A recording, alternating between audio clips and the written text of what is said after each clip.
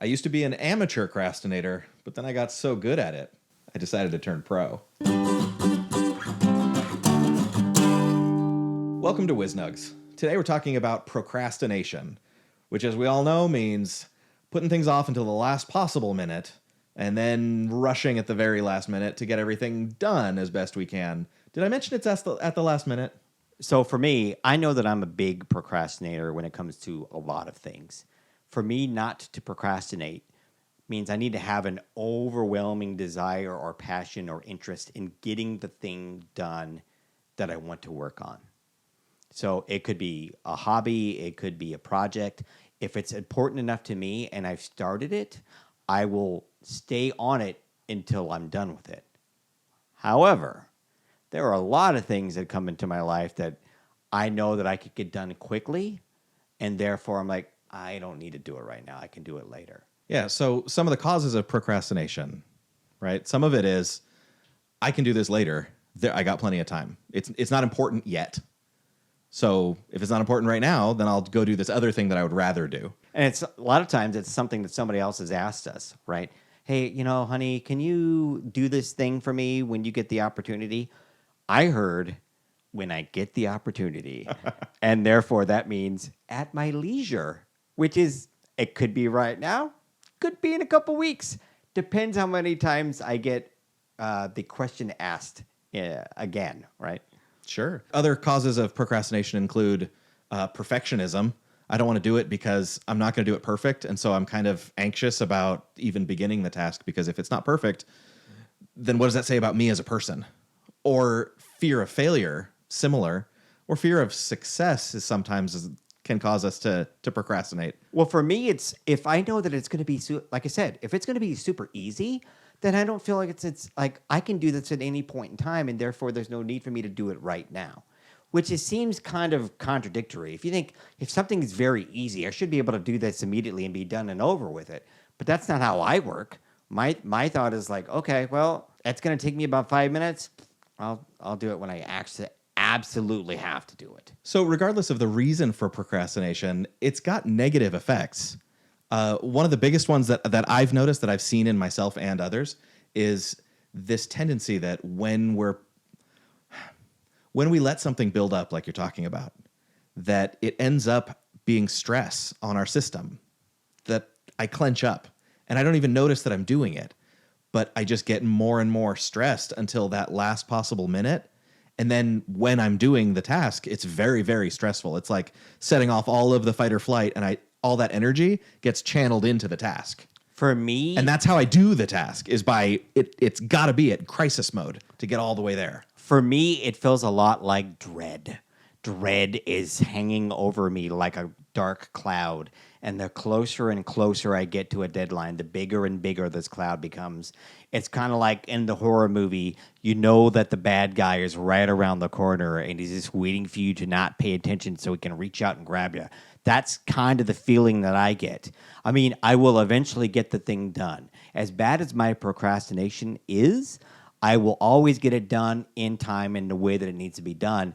But I do kind of get mad at myself at the end. Like, I could have just done this at the beginning and then been worry-free the entire time. Yeah, so we're going to talk about some of the ways of hacking our systems to make it better so that we're not having this crisis mode. But that takes realigning our entire systems for processing tasks. So what were some of the tools or suggestions of being able to realign our minds, or at least our methods or behaviors, to get ourselves out of that procrastination mode? So oftentimes our habits end up being the thing that gets us in trouble. We've talked a lot about habits on WizNugs, and the reason for that is when you look at any kind of situation like this, being in the habit of waiting till the last minute is just it's self-reinforcing.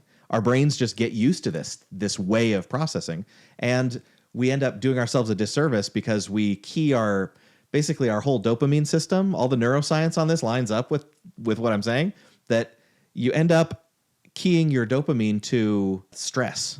Okay. So the dopamine system in our brains is supposed to work by rewarding us with a good feeling when we've made positive momentum toward a goal. Okay.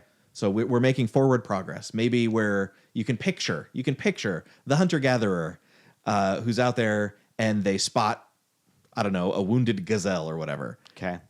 There's that little hit of dopamine. Right. I found one. Right. And then as they start the chase, they start following. It's going to get that another little hit of dopamine. And as you keep going, every little bit of the hunt, it just keeps reinforcing that this is the right thing to do, culminating in you've secured food to feed your family. Yes, great big hit of dopamine. We did it. But the way that we've, kind of conditioned ourselves as procrastinators is I'm going to do nothing and nothing and nothing and nothing and nothing. And then at the very end, stress, And we're not responding to dopamine at that point, which is a reward. We're instead responding to adrenaline and cortisol, which is not a punishment, but it's the emergency systems. So if we're requiring our emergency systems before we do any work at all, that's really harmful to our bodies, to our mental health. And then in the end, you don't get the big reward of like, yay, I can feed my family. Instead, it's over. I can breathe now. So I kind of correlate that to treating everything like it's an emergency, right? That your body goes through that sensation of there's an emergency. How do I handle it? Okay, let's do this. You get it done.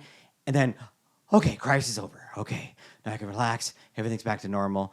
And if you continually do that all the time, that would wreak havoc on your system.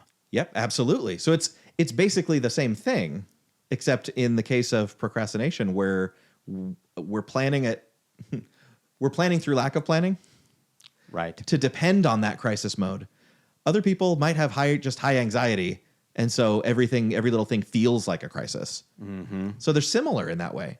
And we can also kind of use some of the same systems to get through it.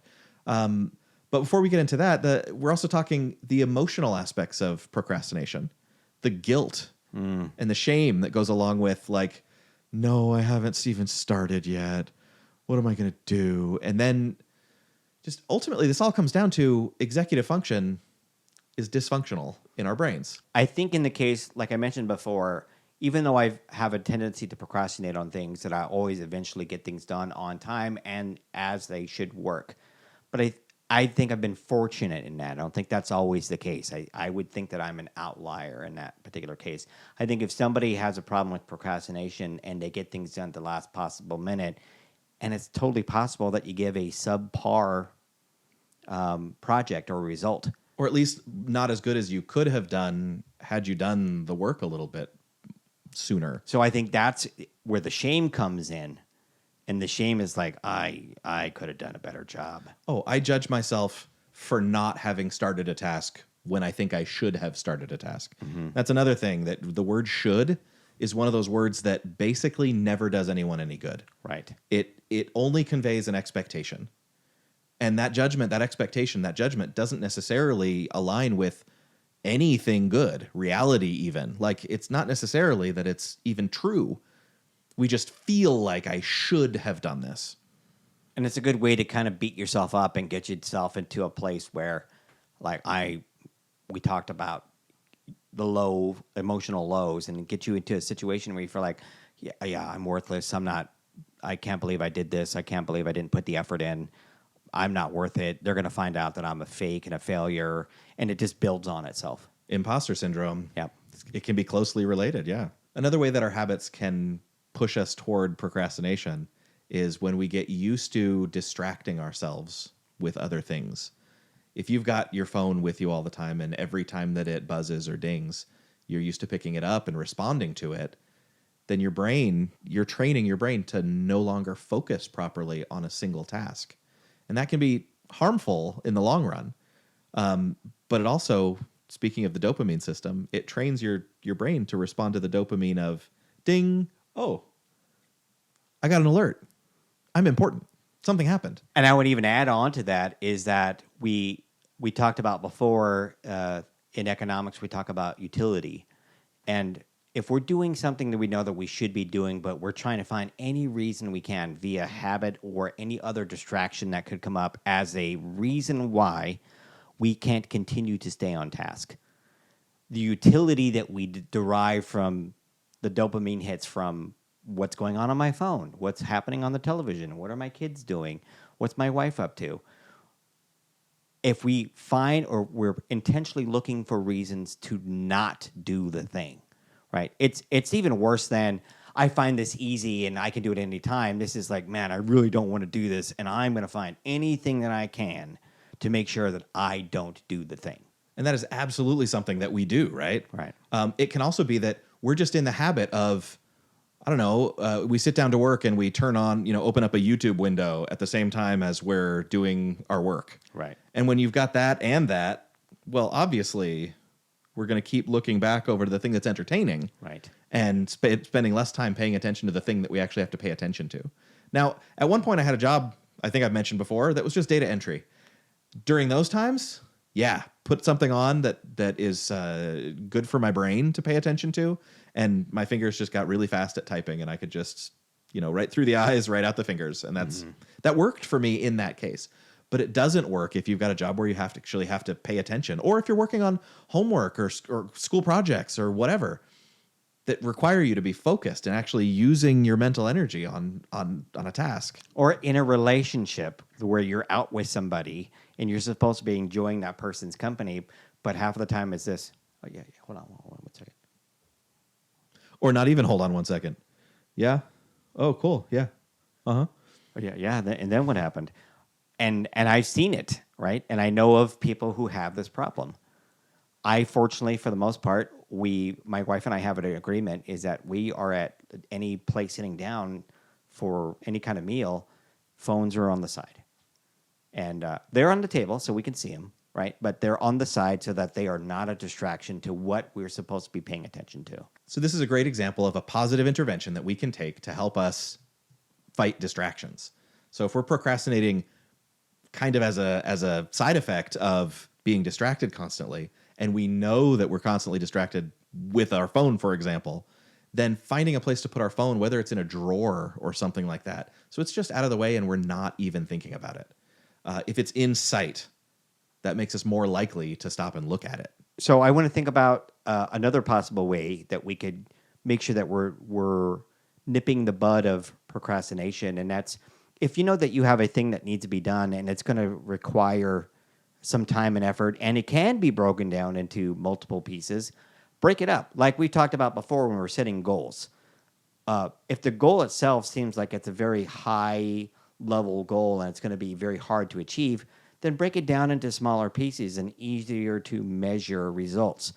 If you have a big project at work, or if you have a big project at home, or something that needs your homework even, like there's a big paper that's going to be due at the end of the semester that you need to start working on now. Figure out what you can do to break that down into smaller pieces, and then have like daily things that you can say, okay, I did this much. I wrote this much. And it might be a tiny little task that you have to do each day, but as long as you do your task each day, you never have to spend all night cramming. Right. That's a wonderful strategy for helping deal with procrastination. A kind of an add-on to that is treat yourself, your future self, like a friend that you want to do a favor for because you want to make their life easier. Right. You want your future self to like you. Yeah. You don't want your future self to look back and say, oh, my, just... That's a problem for future me. Yeah, he'll deal with it. He'll be fine. He'll have much more tools at his disposal. He'll know. Whereas present me is cursing past me for being an idiot. Right. Another way of thinking about this is through that dopamine lens. Mm-hmm. So if we're thinking of breaking down the task into these smaller steps, that's like, okay, that's one more day of I've identified where the gazelles live near me. Or have we talked about in the past, who moved my cheese? Yes. You find where the different sources of cheese are. That's the same kind of thing as retraining your dopamine system to pay attention to the effort that you're putting in, so that putting in effort, doing your daily task is something to celebrate. And one way of celebrating is add a small reward to it. And I was just going to say that, once you've achieved the particular task for the day, the goal of the day, reward yourself. Maybe it is an actual physical treat, Maybe it is watching a TV show. Maybe it is playing 30 minutes on a phone game or something of that nature. Something that you know that is high utility for you, but now that you've earned it, you get the reward for doing the effort and putting in the effort to getting the thing done that needs to be done. And that way, instead of attaching guilt and shame to the activity of doing your phone, or, I mean, for me, sometimes I just feel weird, like getting up and walking away from my desk. Like if I'm not at my desk working, then people are going to judge me as being lazy or whatever. Right. I think that goes back to the imposter syndrome. But what's funny about it is that it doesn't necessarily mean that I'm sitting at my desk working. I could be sitting at my desk because I feel like I need to be there and I feel like I need to be like working on it. But then the task initiation process can be difficult to just start, because for me, oftentimes it's because the task itself is very vague and I don't know exactly what I'm supposed to do next or first. And so it's kind of like I just sit there and go, okay, do the thing. How do I do the thing? What is the thing? What's the first step of the thing? What does this thing even look like? And I know even in our case, we had a lot of people who come by and ask us ad hoc questions. Yeah, we just started focusing. We just started working on the thing. Like, okay, I got it now. Okay, I'm going to start typing. And then, hey, Casey. Hey, Cisco. Hey, I got a question about this thing. I was researching, and it's totally off subject to what we're working on. It's a totally different thing. And now we have to refocus our brain on what they're asking us to do. And by the time we get done, we've lost that motivation. We've lost that focus. And now it's like we're back at square one, and we got, okay. What was I doing again? Oh, I don't want to do this. One way of kind of getting through that is to set a clear timeline for your tasks, breaking them up into smaller chunks, and then prioritizing which chunks are the most important based on a precedence order. Like if you have to do the first thing before you can do the second thing, you got to put your foundation down before you start building walls, because it has to go that way. Or it could be that, okay, look, we're going to build the house first, and then we'll build the garage, because it's a higher priority to have the house done because we need somewhere to actually sleep. It's a different way of thinking about the problem and kind of taking prioritization into that realm of which thing really matters to go first. And we talked about sometimes how making choices is hard. And if we're not even clear about how this particular thing needs to go, I don't think there's anything wrong with asking somebody else for that second opinion or a second pair of eyes. There's been several times where I've been working on something and I wasn't really clear on how I should approach it or what I should be working on. So I've asked opinions, your opinion or other people that I've worked with opinions. Hey, so I have this thing that I'm currently working on now. I'm really not clear on how I should start this. What do you think? And maybe they might have just an idea or a particular thing in mind, like, well, I think that this is the first thing you should do. And it might click with you at that point in time. You know what? You're right. I should do that first. So there are some time management skills that can be helpful. I think we've already kind of talked about those quite a lot, about setting reminders on your phone or in your calendar, or breaking the task down and then setting time aside each day that you're going to work on it, so that Saturday morning is my video editing time, for example. Right. So another important aspect is to address the emotional issues involved with procrastination. Right. So if we're feeling guilt and shame, well, the way that we address that is by practicing some self-compassion.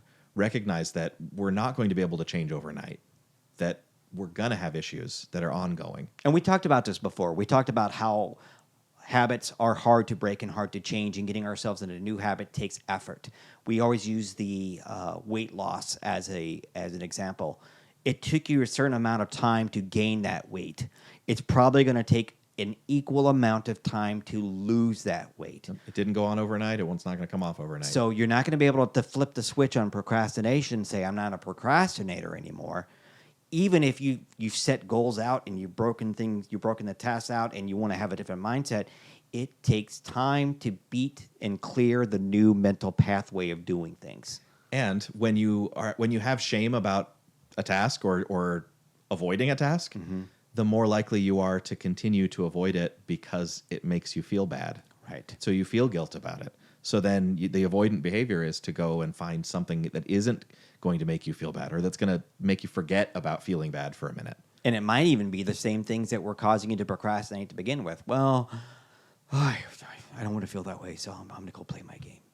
oh, I don't want to feel this way, so I'm going to go hang out with the guys. So having compassion for yourself is important. Another thing that can be really helpful is practicing mindfulness. When you're meditating, a lot of it comes down to focusing on something simple, something really easy, like your breath. A lot of meditation techniques revolve around just like think about how your butt feels on your chair. Just focus on something easy. Your feet are touching the ground. I know that Andrew Huberman has been a very big proponent of meditation and using some of those examples as ways to be able for you to meditate and focus on things. And as you're focusing on the simplicity of, say, your breath, that a thought comes in that distracts you of, well, I should be doing this, or I got to remember that I have this thing coming up, that we can recognize that the thought came. We can see that it's a thought. We can say, oh, I just had a thought about a thing that's coming up. I'll deal with that later. Back to the breath. And not judge yourself poorly for having had a thought that came to you when you're trying to clear your mind and focus on your breath. It's the same thing with emotions, that we can stop and say, okay, I'm trying to focus on this task right now, or I'm trying to focus on my breath, and this emotion just washed over me. And recognize that, okay, I'm feeling guilt right now because of that I'm doing this instead of that. Okay, that's guilt. I'm going to address that later. Yep.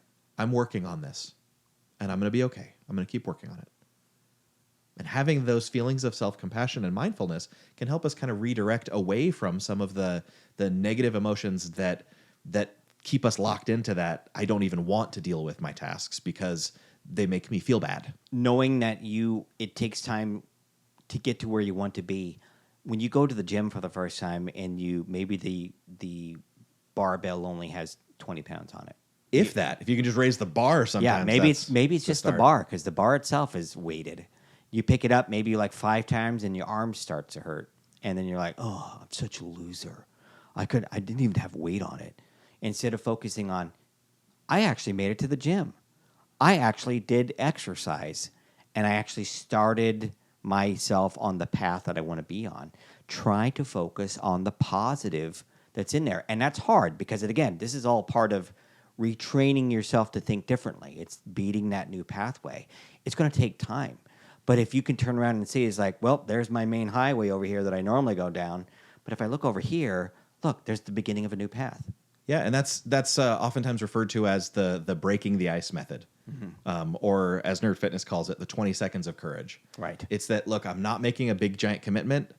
The task feels too big. Going to the gym sometimes feels too big because it's the whole gym and there's a bunch of people in there and there's noise and there's sound, motion around us. It can be overwhelming sometimes, especially if, for the last 3 years you've been kind of just sitting at home. Right. But coming out of that shell and getting going on some of these things, it pays dividends in the long run. But to just get started is to just break the ice.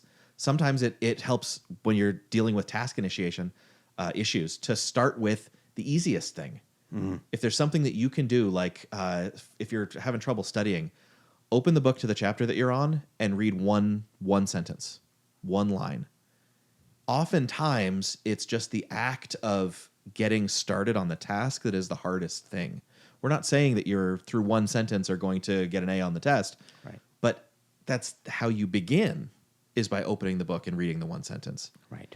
If you've opened the book and you're sitting there and you're reading and you've read the one sentence and then it becomes easier to keep going, go for it. Another one that I heard is the 5-minute rule.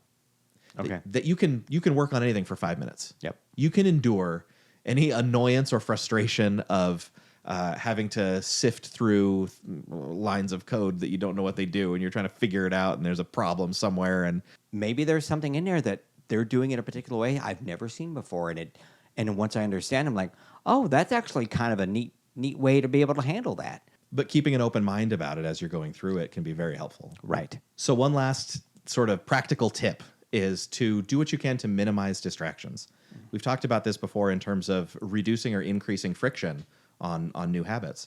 And it works the same way here. So if you've got a TV in your home office and you find that you're watching TV instead of working, you might want to consider removing the TV from the office. Now, I realize that seems like a big crazy step, but honestly, if it's a distraction for you, that's something that you should consider.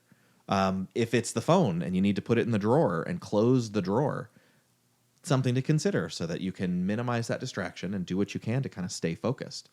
For me, I find noise to be just really, it breaks my concentration. So for me, I put on the noise canceling headphones and I turn on some music that's got enough music in it that it's going to be it's going to drown out the noise around me, but not so much that I'm going to want to listen to it instead of work.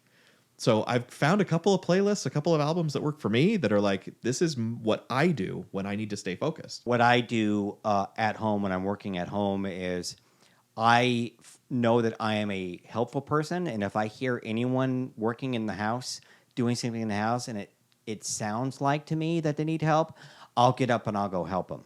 So what I do is I intentionally close the door and maybe put on some music or something so I'm not distracted from what's going outside the office, and therefore I can focus at the task at hand. And for me, I built this habit of putting on the headphones in a noisy office environment. And so now when I'm at home, I sometimes feel like, why should I put on my headphones? There's not that much going on. It's not a noisy office. But I still find that if I put on the headphones, just the feeling of the headphones on my ears is like a physical cue that it's time to work. Yeah. So it's these little things can make a big impact. So in summation, procrastination is not very helpful. Recognize the things that are easy and try to get them done as quick as possible. Find ways to be able to address your procrastination so that you can break that habit and that cycle of putting things off. And I know that as you take action, you'll start to have success, and that little bit of success is going to feed that dopamine, and you're going to want to have more and more of it. And it feels great, and it'll help you a lot in your life. You might notice the new WizNugs t-shirt is in the shop now, so if you wanted to go check it out, we'll have the link in the description. And if you feel like we've provided any value to you today, please consider giving us a subscribe, a thumbs up, and tell your friends. And again, if you have any suggestions on any subjects that you would like to have us cover, please feel free to suggest them in the comments below. We want to thank you for coming and visiting us on WizNugs today, and have a great day. Thanks for joining us today on WizNugs. If you liked what you heard, spread the word. For more information, head over to mywiznugs.com.